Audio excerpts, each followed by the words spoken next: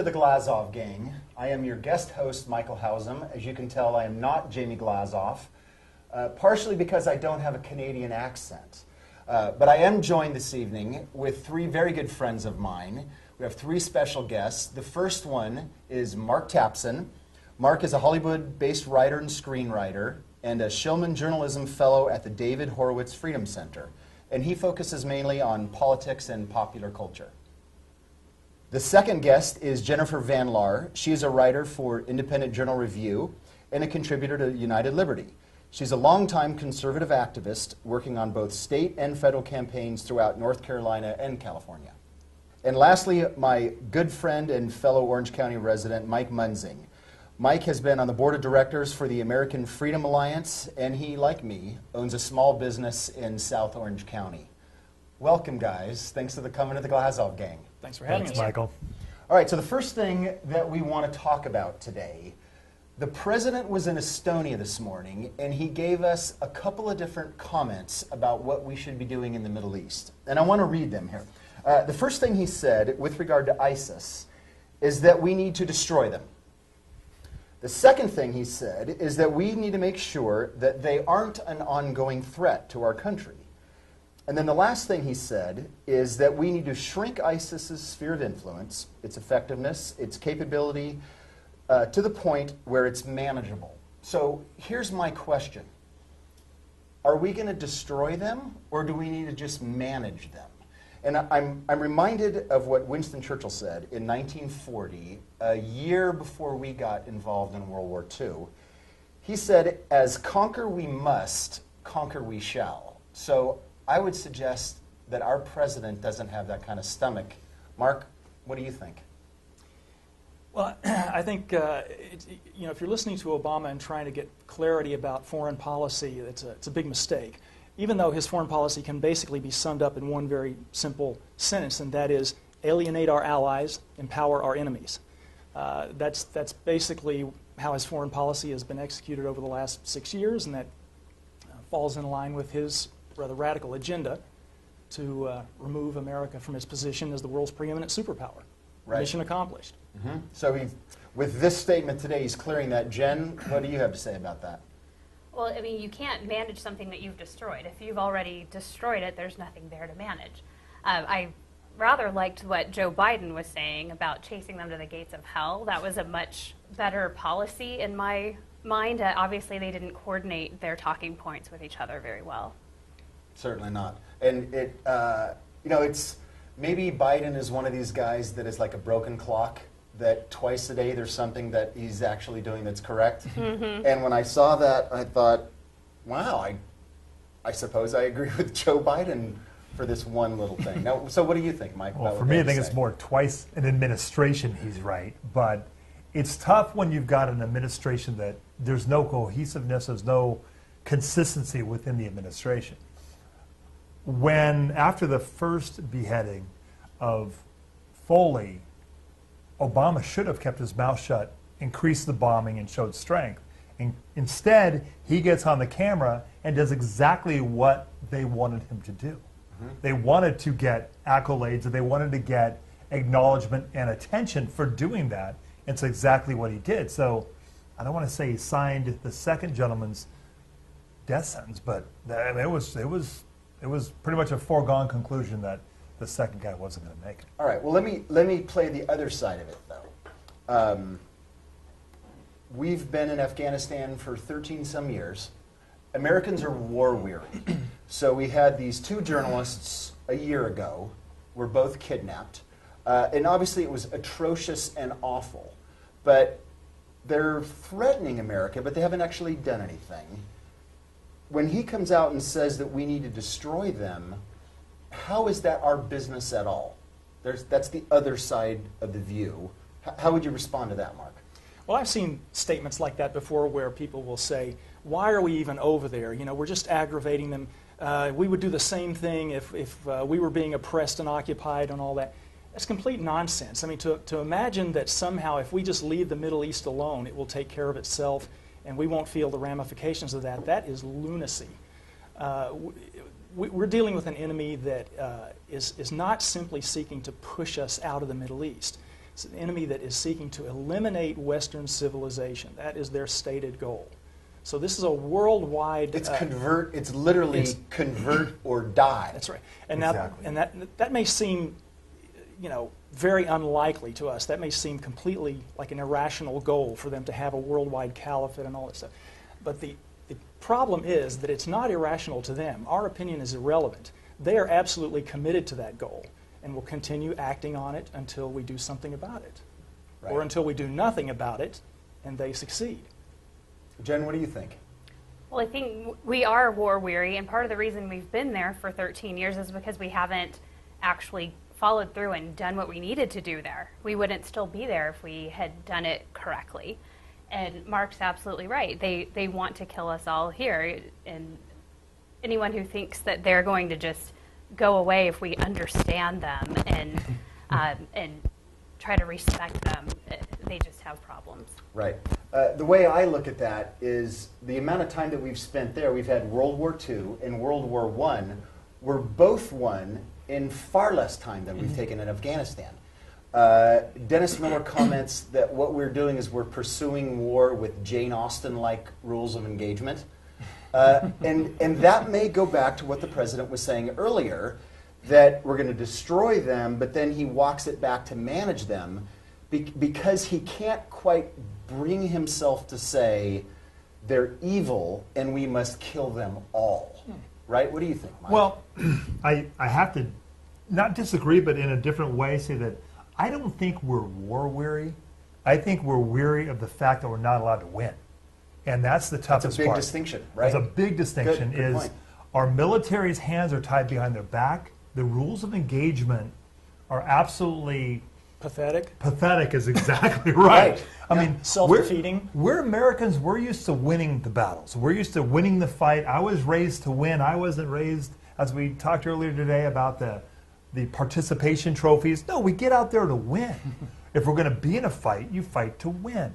So I think where we're weary is that our hands are being tied behind our backs, and we're not being allowed to use the resources that we have. Right. These are 7th century barbarians, and we're not allowed to fight.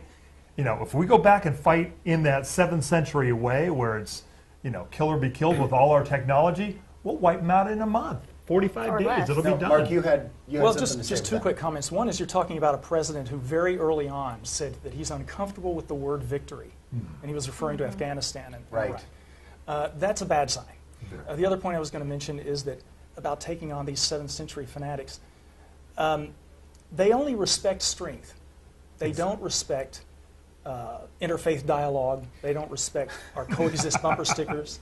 They Right. don't respect that. They only respect what bin Laden used to call the strong horse. That people gravitate toward the strong. You have a strong horse and a weak horse. People gravitate toward the strong horse. Right. Islam is the strong horse. Right. It's very clear. I don't know if you guys heard the video from the second victim from just a couple days ago from the mom. She was making an appeal that when I heard it, it was like, and maybe she was coached, the comments that she was making that Muhammad wouldn't do this, and I have children, and he loves your culture, and he cares about the wrongdoings. And perhaps she was coached with that, but I think, okay, that's so missing the point, Yeah. right? And if you look at those videos, there's been speculation that those two gentlemen may have been killed at pretty much the same time. So it's not like they were it's- just releasing that. Yeah, they just released Yeah. the second video. That's purely a speculation, but that's a possibility. Right. If you look at the outfit or the basically the setting, the outfit of the killer in that case, and the other guys, it may have gone down one then the other, and then just they held the video. Well, it shows me that the respect, like you were mentioning, that we're trying to be careful of not upsetting current social mores and define ourselves within a particular box with the way we're waging war. They're not so interested in that. I mean, they're taking a little knife and they're hacking off people's heads as not a statement of Marxist upsetness over a class struggle, Right. as not a way to communicate a disappointment with the way real estate is allocated.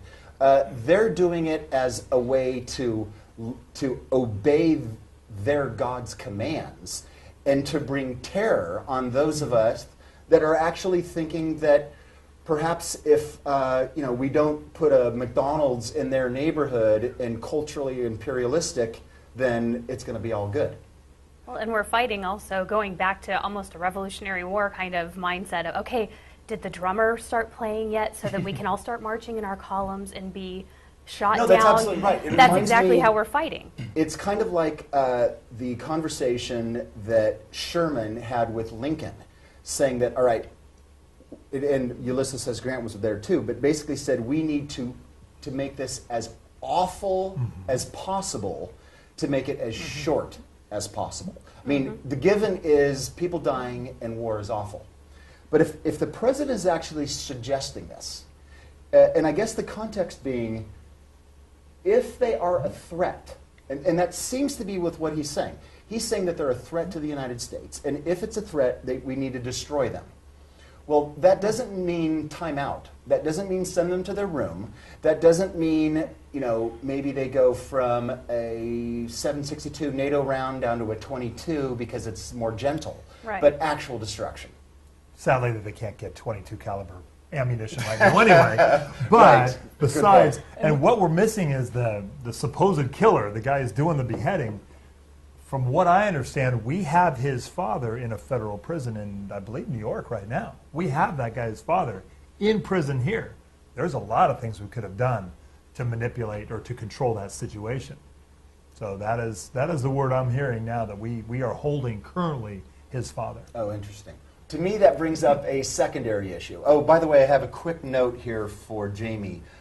Jamie Nikolai says, "Mi vas nabludayem, Yasha." Just as a quiet note. Sorry, that's just for Jamie. Secondary issue that comes up with this for me is our own borders.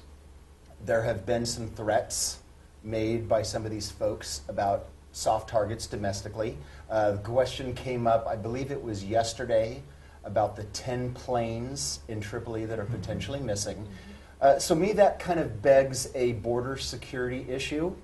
In fact, I've got a couple of friends that are strict libertarian types.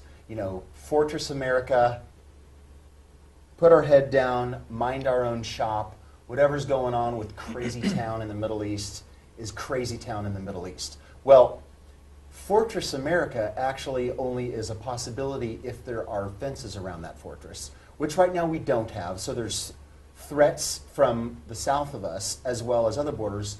Mark, what are your thoughts about the current border crisis in America and how perhaps that even impacts what's going on in the Middle East?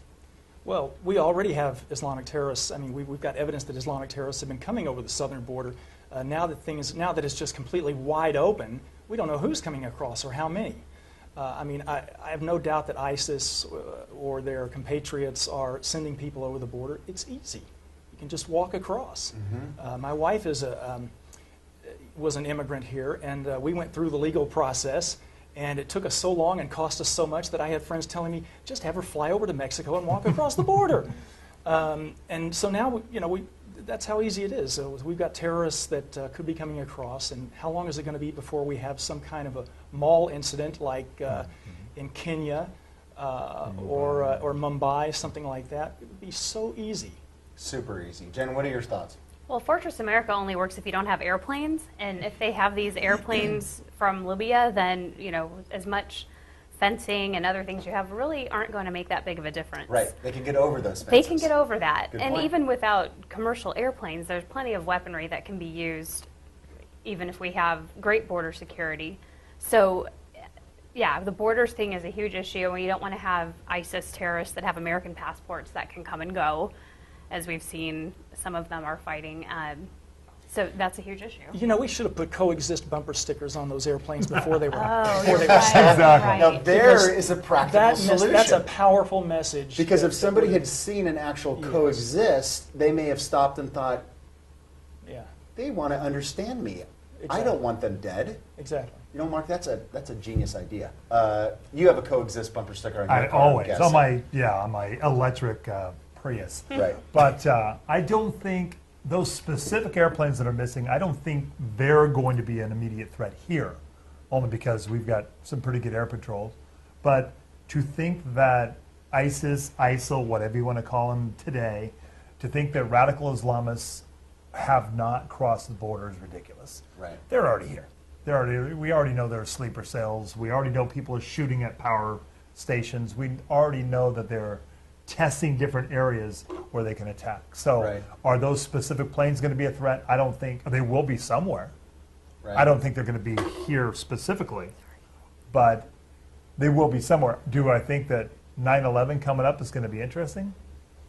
I'm going to be in Los Angeles at some meetings, and I'm a little nervous about that. I think 9/11 something's going to happen. I really do, because the Islamists are very big on anniversaries and specific dates. Well, it certainly happened 2 years ago. In Benghazi. No question about it. Absolutely. All right, well, on the border thing, being here in Southern California, it's not just an international terrorist issue, but it's also just from the South, illegal immigrants making their way in for various reasons. And I'm sure you heard of the story that, it was last year that ICE released 33-some thousand felons around the country. 36,000. Yeah. So it's even worse than you thought. It's even worse than I thought. And then because Chuck Grassley knocked on ICE's door for months this year, we come to find out there were 169 homicide-related felons that were released in the country that had already been convicted of these crimes. So on one hand, we've got administration that is pretty okay with the porous border. Oh, sure. And by pretty okay, I mean totally down with the porous He doesn't border. care at all. They're not monitoring the laws at all. And then And that only empowers them more to come over. It empowers them when they're here. You know how a police officer tries to stop them. They're fully empowered. They know that there's nothing that the cops can do. So here's my question with that, with bringing it up. On one hand, you've got a convicted of a homicide felon let loose. On the other hand, you've got, I don't know if you saw this story in North Carolina 2 weeks ago, Homeland Security, 12 guys, full body armor, dropped in on this family because the Range Rover they had imported from England didn't have the correct EPA stamp on it. Okay, so we've got these kind of two things going on. What is going on with this administration and the lack of care for people that are within this country, tracking them or letting them go, or even letting them in the first place? What do you think is going on? Why are they doing it, Mike? Well, that car story reminds me of Gibson guitars that went down. Right. The EPA and the using the woods from wherever that was coming from, but that just absolutely reminds me. There's the favored people, and then there's the non-favored people. There's multiple classes now, it seems like, in this society. Yeah, but what is it? Is it elections? Is it money? Is it feeling bad because part of it we're is white people, or what? No, I think a lot of it is the EPAs, the regulatory agencies, all seem to have their SWAT teams. They've all got their paramilitary crews in all these different agencies. I think there comes a point at some point where if we don't use them, we're going to lose them. So they got to get out there and use those. I think it's unrelated parts of the government, but they're all feeling emboldened, empowered because we've got a SWAT team, we've got our own paramilitary, we want to go use those. Right. It's ridiculous. And on the other side, because they're trying to get those votes from the folks coming across the border, I met with a group of immigrants recently. I said, the Democrats want your votes and the Republicans just want to pander to you. And nobody's really cares about them is what the point was. They're is tools. they all want you're all tools. All right, you're kind of itching, Jen. I can see that. You which is can? awesome. Yes. Good, Well, jump in, sure. jump I in. think that they don't even know what to think. On one hand, they feel guilty because we have so much in When you say America. they- meaning the administration. Okay, good. With the immigrants, it's like they feel so guilty that we have so much here in America and we should share and we should give with everyone. But then they also seem to not really think America is so great. So it must be a really difficult thing in their mind to balance, okay, is this a country so great that I want to let everyone come here? But yet on foreign policy, we're so bad we have to apologize to everybody. Right. And so that's a So the is it dichotomy is what I scratching- was thinking of when I was. Okay. Is it scratching a guilty itch, maybe? I think it is. And then, of Okay, course, that's there's a the side effect right? of having more Democrat voters. Right. Okay, Mark, what do you think? Why? I don't really think it's a matter of the administration feeling guilty. I think it's the administration. By the administration, I mean Obama and our first female president, Valerie Jarrett. Exactly. Exactly. Very good point. You know, I think these are radicals in office whose you know, their goal is basically to bring down America as we know it. I mean, look, Obama's always been open about his agenda, which was the transformation. Fundamental Yeah, thank you. Fundamental Radical. transformation, yeah. The fundamental transformation of America. That's what he said, and that's what he's doing. And that fundamental transformation includes bringing America low. It means overloading our economy, cutting back on our military, as I said before, alienating our allies, empowering our enemies. All these things, it's part of their agenda. This is why Obama doesn't ever seem worried. Excuse me, he doesn't ever, you know, a lot of people will say, Obama is incompetent. He's in over his head. That's only because we're viewing it from a perspective of, you know, we have expectations about what a competent president does. He is not operating out of those expectations. He's got his own agenda, and it's going swimmingly. That's why he looks so relaxed all the There's time. no disappointment Somebody to it. who's in over their head at a job is panicked and is desperate to try harder. Does he Right. look panicked? Yeah, I've heard Does he look- people saying, that he's getting tired of the job, that he's bored with the responsibility, but I don't see that. I see him enjoying it. No, he's enjoying it. Right, But no question. You know, the immigration issue. This is all part of their plan. I Yeah. don't think it stems from guilt. I think it stems from a radical anti-American agenda. Now, do you Right. think Dinesh D'Souza had it partially right in 2016 that he's got more of an anti-colonialist and he sees us as the big oppressive colonialist? I think there's an awful lot of truth to that argument. I So think too. it's almost impossible to argue otherwise. And a It's global clear- redistribution, back to your point, is a global redistribution of wealth through, I mean, coming down through the UN, through all the EPA and all the regulatory aspects. That's what they're trying to do is knock us down because you can't bring the rest of the world up, and they want to level the playing field. And I see every Right. action I see them doing, that's what it's all about. He's the is- post-American president. Exactly. That's a good transition to the next subject I want to talk about, which is more domestic economics. Burger King is moving from Florida to Toronto. And you were just talking about bringing the top down in order to equalize income. Right. I'm not sure how closely you guys had followed that, but to me it was really interesting. So if you've ever been to Canada, you've had coffee and donuts at Tim Hortons. I hear it's fabulous. You I've know, heard it's that. like Winchell's or Dunkin' Donuts. Sorry, I have to be really careful with Jamie. Tim Hortons is the best, eh? Okay. Okie Sorry dokie. about that. I have to be very careful there, poser. Anyway, so, and it hasn't come out specifically that the president or the vice president identified them as being economically unpatriotic.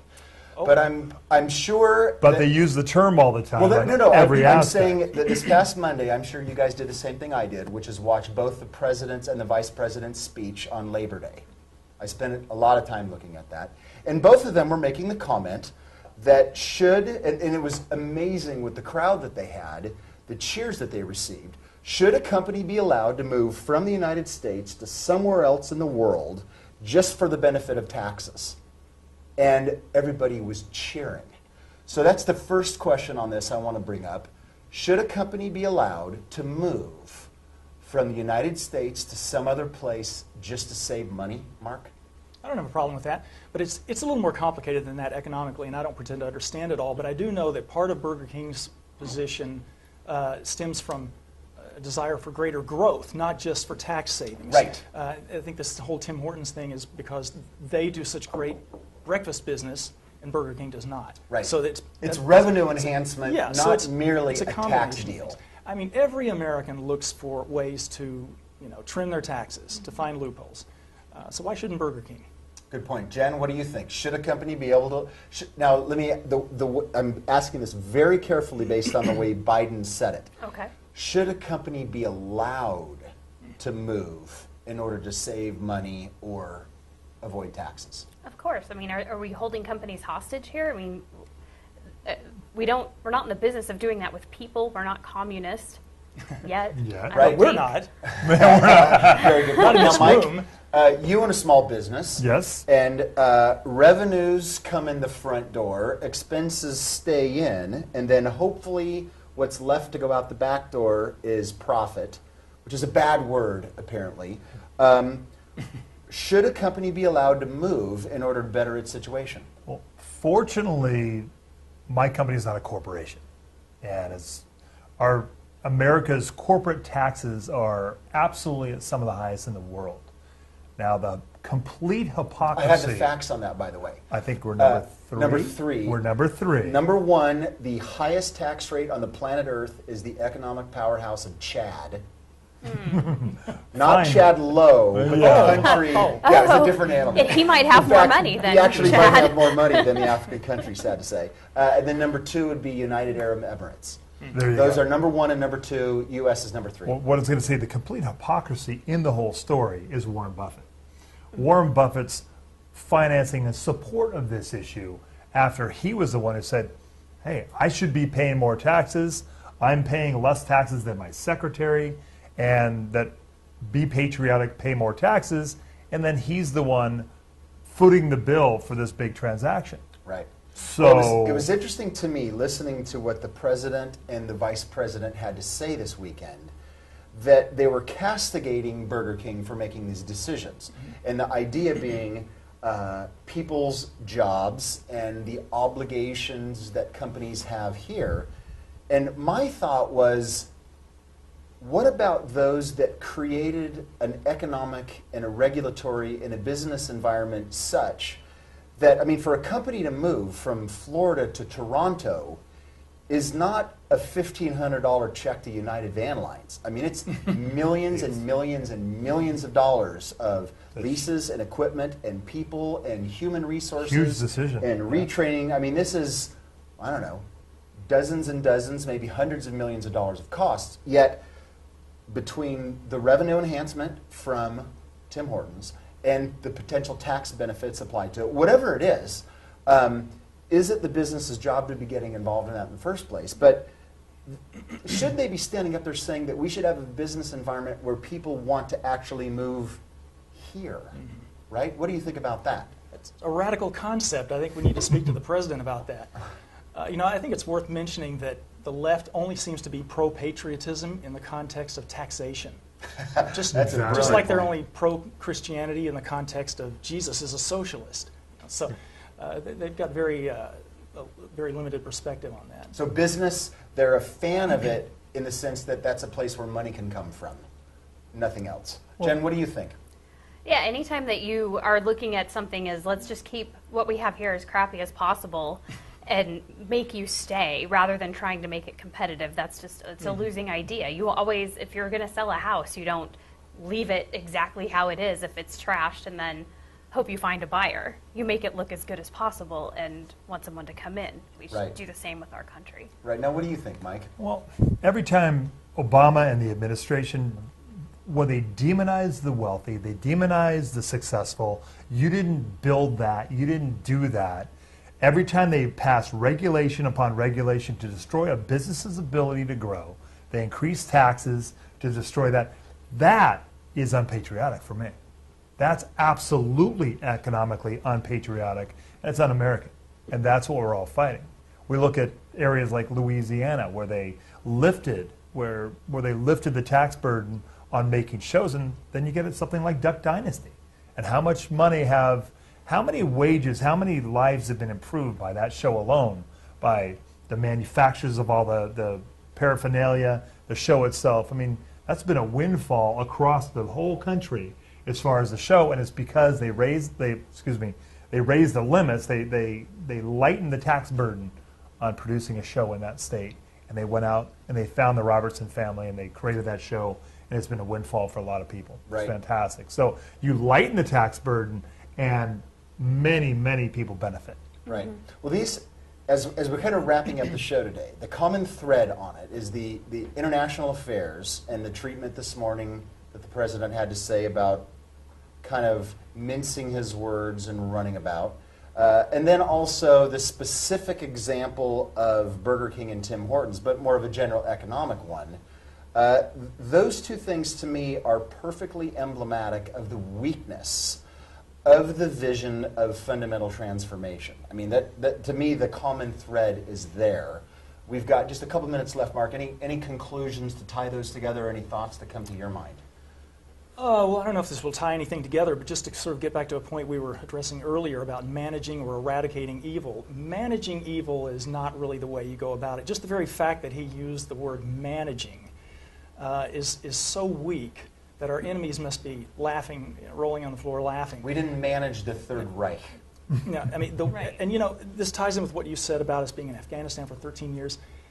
You win wars not by holding back, not by being tentative with military force. You win them by unleashing hell and getting the job done. And Sadly, unfortunately, and Obama's not going to do that. But for the history of the world, that's it. All right, we have 2 minutes. So, Mike and Jen, you've got a minute to finish up what you had to say with that. I liked your point earlier about thank you. Is he incompetent? Is the president incompetent, or the fundamental transformation? And that's an argument or a discussion I've had with a friend over the past 4 or 5 years. Is he really that incompetent, or does he just not like America? And finally, we gave him the benefit of the doubt, had to come to the conclusion 6 he years just in, doesn't the smartest like it. man ever to keep claiming incompetency. Yeah. Mike, closing thoughts from you. Yeah, the biggest thing is now they're coming into the midterms, then we've got the 2016 elections, is that progressivism as a whole and the whole social justice redistributive ideology is at the core of what all this is. And it's a failure, and it will not work, it cannot work, and over time, the socialist Marxist ideology, the redistributive ideology, fails every time, and a lot of people suffer. Right, I absolutely agree with that. Just to wrap her up real quickly, Mark, I've read you at Acculturated, obviously at Front Page Mag. Where can people find you? The easiest place is just to go to marktapson.com, because that's where I ultimately kind of accumulate all my articles. Or you can find me on Twitter under Mark Tapson, oddly enough. T-A-P-S-O-N. Got it. Now, Jen, what about you? I'm a writer at IJ Review, so you can find my articles there, or on Twitter, it's something about Jen. Mr. Munzing. Best would probably be Twitter at Mike Munzing, and you can follow me there, and I'll link to all kinds of things from there. All right, guys, thank you so much. And a special thanks also to you for watching. Thank you for watching the Glazov Gang. This is Michael Hausam for Jamie Glazov. Thank you once again.